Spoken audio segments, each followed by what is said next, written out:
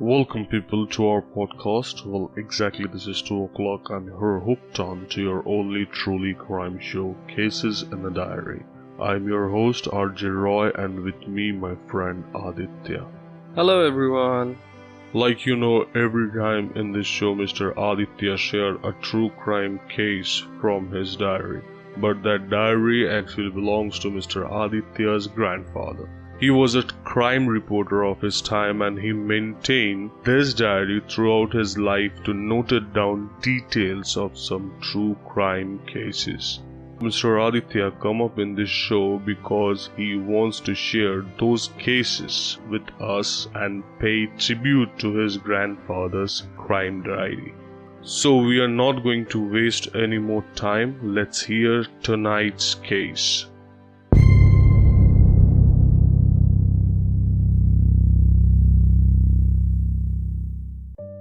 In the year of 1960 to 6 June 2018 was an Indian serial killer named Darbar Singh who has been convicted of many murders. Yes, today's case is upon an Indian serial killer. Darbar Singh was a native of a Jhalurpur Khira village of Amritsar district, Punjab, India. He joined the Indian Armed Forces and was posted at the Air Force Station at Pathankot in 1975. He was accused of lobbing a hand grenade at the house of his senior officer, Major V.K. Sharma. After having an altercation with him, the wife and the teenage son of the officer were seriously injured in the attack. Singh was dismissed and arrested. However, he was acquitted after a trial. Singh had 3 children. His wife expelled him from their house because of his bad habits. In the 1996, Darbar Singh raped and attempted to murder the daughter of a migrant laborer in Kapurthala. In 1997, he was convicted in 3 cases of rape and attempt to murder, and the sentence of the imprisonment for 30 years. From Kapurthala, he was shifted of the Jalandhar city jail and then to the Ludhiana central jail. On 3rd December 2003, his mercy petition was accepted on the basis of his good conducts, and he was released from the jail. By this time, he had developed a grudge against migrants, holding them responsible for wasting many years of his life. After his release, he came to the Jalandhar, where he started working in the factory in the leather complex area. He lived in a rental room in the model house locality. To take his revenge against the migrants, he started targeting their children. Singh attracted his victims with sweets, samosas, sugarcane juice and crackers. He took them to a scheduled place where he would attack the victim in most cases. He slit their throats and attempted to rape their dead bodies or corpses. After his arrest, he said that he raped the dead bodies so that there would be no restriction of victims. He preferred time to kidnap the children was between 10 a.m. and 12:30 p.m. when most of the migrant labor was away in the factories. After his arrest, he said that he would not drink at the time of committing crimes, but afterwards celebrated most each of the killings was liquor and good food. During a period of 7 months, 23 children, most of them below the age of 10, went missing from Kapurthala city. Out of 23, 6 were recovered by the police. Darbar Singh admitted that he had killed the other 17 victims. including 15 girls and 2 boys. He subjected many of the dead bodies to rape or sodomy. He said that he had dumped most of the bodies near a bridge on the Rai-Kadon Sahib road. Singh targeted children of a non-Punjabi migrants. He killed one Punjabi girl by mistake, and after his arrest said that he had been shaken by her death. By September 2004, panic had spread among the local residents. In the preceding 4 months, 14 children had been kidnapped with no ransom demands, and 10 of them were still missing. The chopped arm of a boy was found near Riana, and the partly decomposed body of a 10-year-old girl was found in Chehru. The police were looking for a middle-aged cycle bomb suspect who is probably mentally challenged. A special investigation team (SIT) analyzed that the killer modus operandi and prepared his sketch based on the information gathered from a different source. On the morning of 29th October 2004, the police received information about a bicyclist who resembled the sketch and was seen with a bag of toffees. The High Command Pritam Singh was dispatched to a nab of the person, who turned out to be a Darbar Singh. When the police partly intercepted him near Bastin, Singh threw away his bicycle and tried to run away. The police apprehended them and questioned him, following which he confessed his crimes. According to the police, Darbars confessed to having targeted 23 children, out of whom he killed 17. However, the police suspect that the actual number of victims could be more. Their suspect was based on the similar abduction in Kapurthala district and recovery of 2 more mutilated bodies of babies in jungles of a Jhalurpur Khira village of Amritsar district. Nishu, who had escaped from Darbar Singh on 22nd October, he identified him from his picture in newspapers. Magistrate K.K. Karin remanded him in 10 days police custody. After his medical examination and court appearance, Darbar Singh led the police to the place near Kardianwali village. There the police found bodies of 2 victims, Karshid and Ronku, who had been killed on 25th October. After his arrest, Darbar Singh shows no regrets even when he was taken to the sites where he had dumped the dead bodies.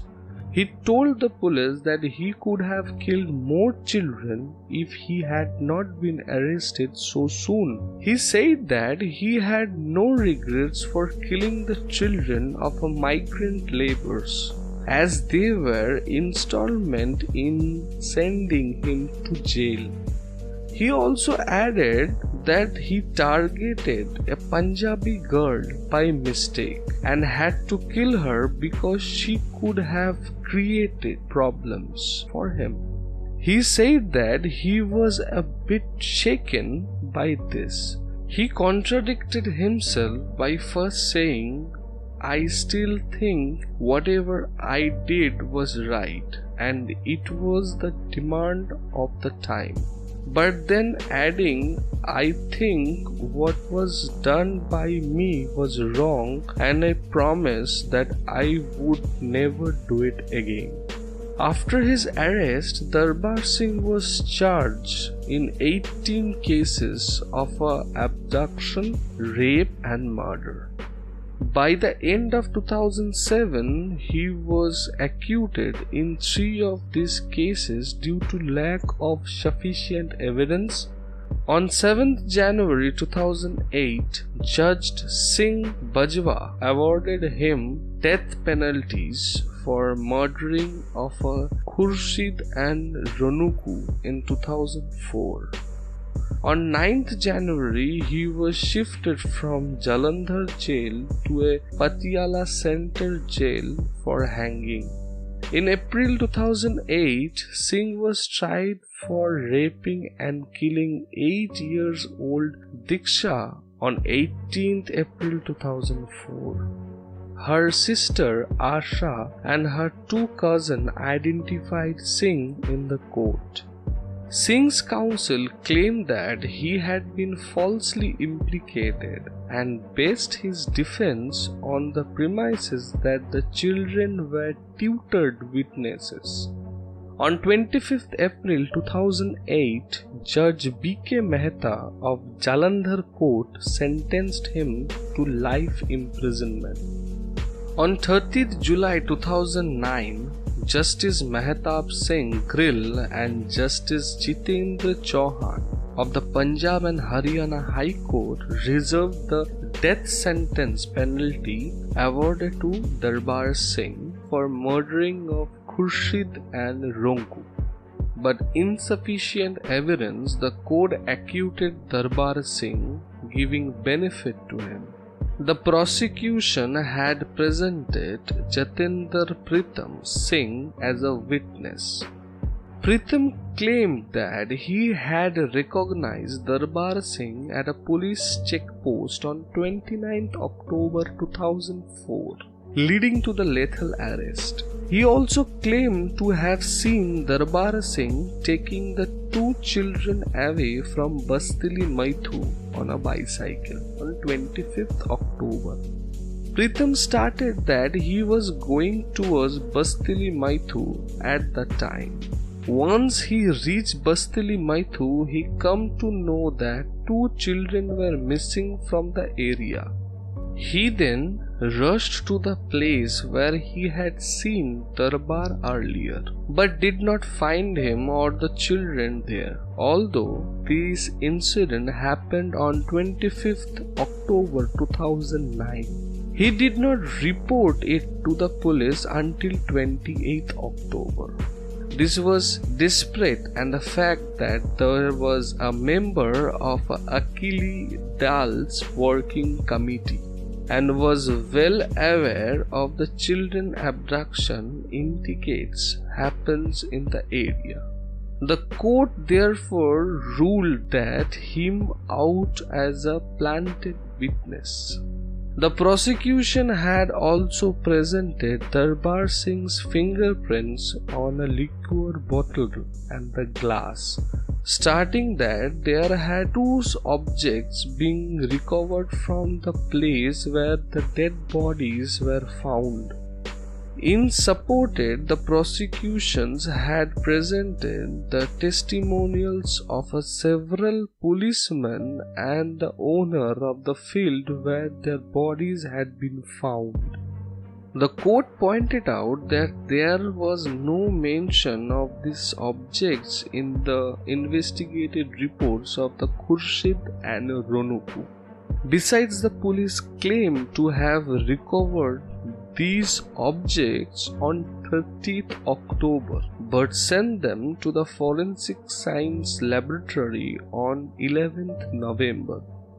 Therefore, the court dismissed this piece of evidence and said, slighting a 1997 Supreme Court's Judgment Act, which had ruled that the accused is entitled to acquitted if the fingerprints are kept in the police stations for more than 5 days.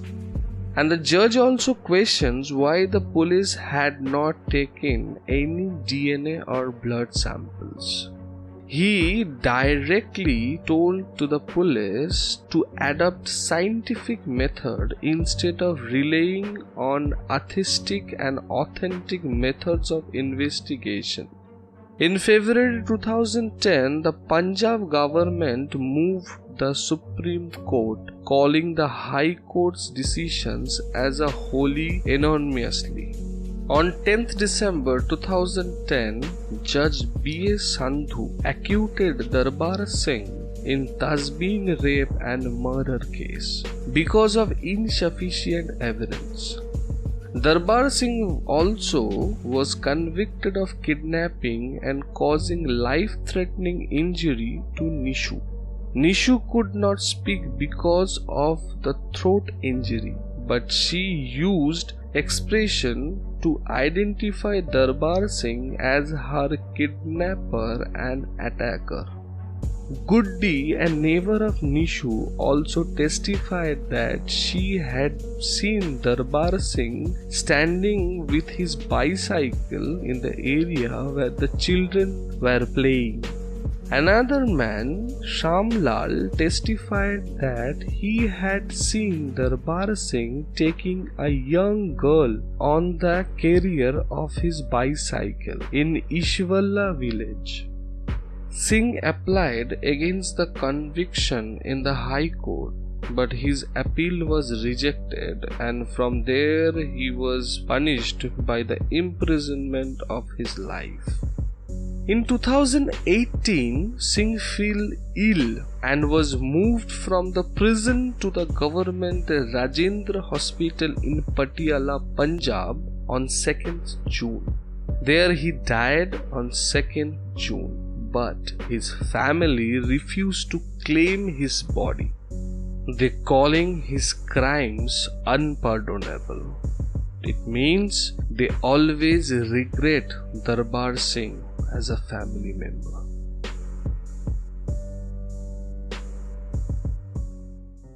Wow. Well, listeners, if you like this episode, you know the drill. Leave your like, your comments, share this podcast, and consider subscribing. Till then, in our next episode, I'm sure Mr. Aditya will come up with a new true crime case on this show, Cases in a Diary. Bye-bye.